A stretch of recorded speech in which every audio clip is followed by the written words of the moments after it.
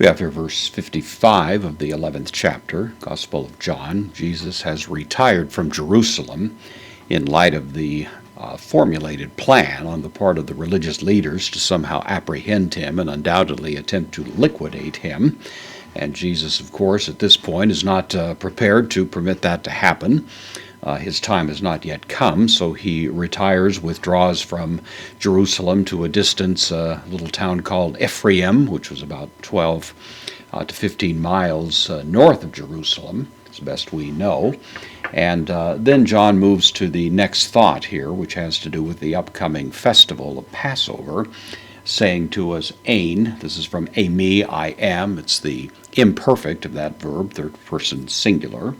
Imperfect active indicative, translated was. So it was, da, the postpositive, engus, this word which means near either at hand in terms of time or near at hand in terms of space. And in this case, he means more the idea of something that was about to take place in time.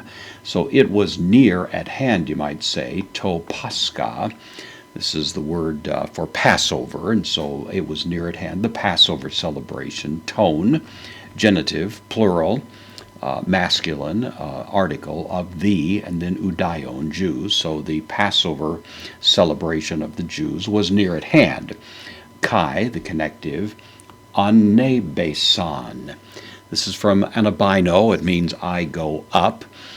This is the third person plural aorist active indicative. So they went up, the subject of the verb poloi.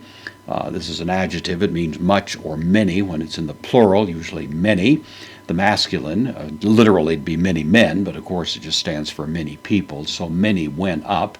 Ace, preposition, takes the accusative.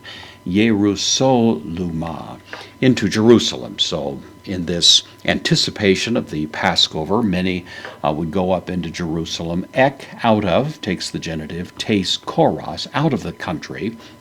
People went up out of the country into Jerusalem. Pro, preposition, takes the genitive. It means before. So before to Pascha, before the Passover. So in anticipation of it, a few days before, it was customary to go to Jerusalem maybe as much as 6 days or more before the celebration. And the reason for that was, and here we have hina, which will take the subjunctive as we find it here, in order to hagnisosen. This is from hagnidzo. It's related to the adjective hagios, which means holy.